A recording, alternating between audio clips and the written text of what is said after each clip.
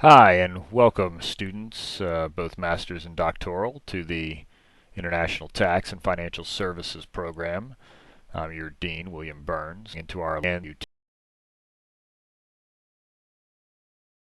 YouTube is going seeing Butterworths, the English database Butterworths, and some of the case databases that we subscribe to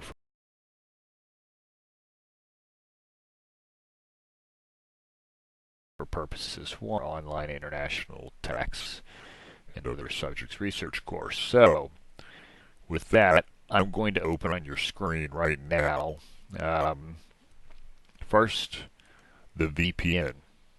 You've already set up your virtual private network to access the law library, and you've already seen the other videos, so you know that we have over 60 research databases available for you in the fields of international tax, internet,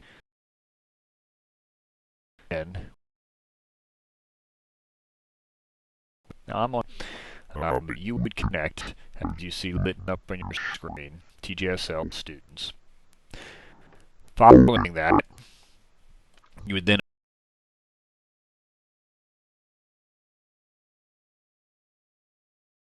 open yourself an internet and you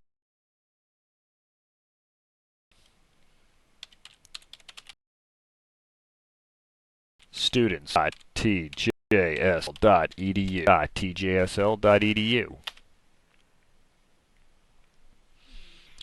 You will come to the Students Law Library webpage, the intro page, and placing your mouse cursor over library, as you scroll down, you'll see the class lectures where we have the 100 or so streaming lectures for you that aren't actually live. Those are the streaming ones only. And we continue to go down to our research databases, and we're going to click on that. Under our research databases, I'm going to scroll down, and we're going to, I could just link directly on tax, international tax. I'm going to scroll down, and we're going to pass by the 50 or 60 databases that we have available all the way to tax international tax. Now with tax international tax, some of them, even though you're in the VPN, as you'll see with like CCH, will require passwords. For this purpose, we're going to go to Butterworths, and as you can read, there is no login required. All I have to do is simply click here on the Butterworths link. So I'm going to go ahead and click on the Butterworths link, and we're going to go straight on in.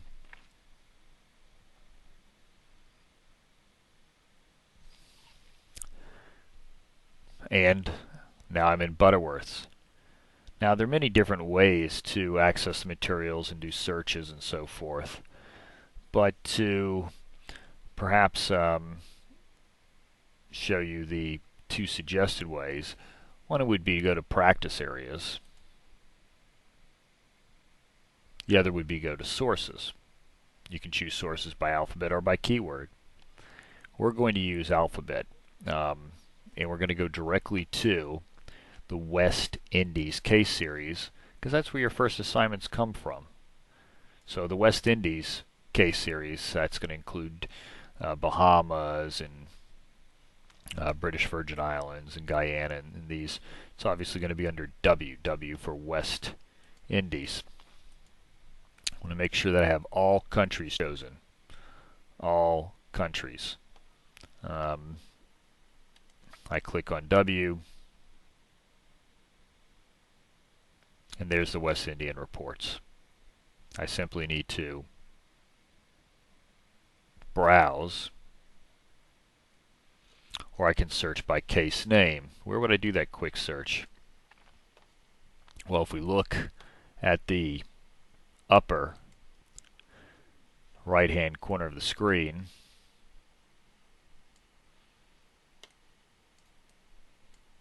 I could do a quick search there.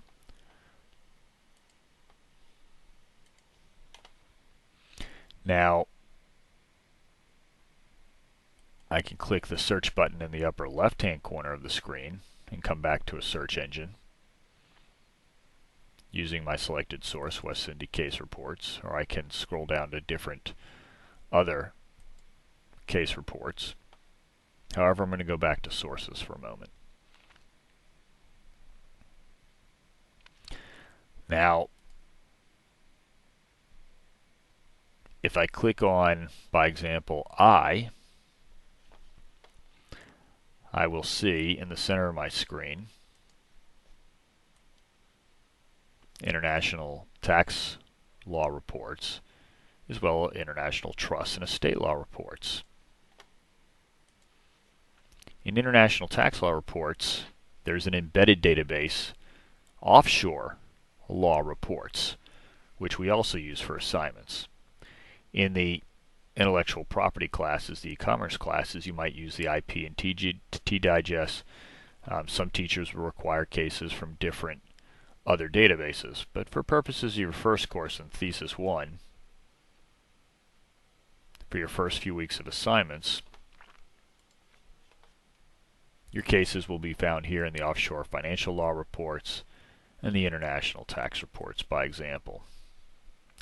If we were to look at Volume 8, we could search for the case name, or we could scroll down and see which of the cases are contained within this volume, such as HM versus the Germany admissibility, or Mass Invest Group versus Ukraine. We're going to go back to our sources, make sure that we've chosen all countries, and one of your assignments later on in this course will be to go through each of the different databases. You can easily do it by alphabetical, by example, to determine which ones will be most effective and efficient for your practice, and obviously also to answer questions that have been posed to you in the classroom, or as you start to explore your dissertation topics, be it for your Master of Laws or for your PhD. Okay, that's the end of this very short tutorial just on where to access the cases for the first week or two or three of your Thesis 1 course here in Butterworths. Thank you kindly.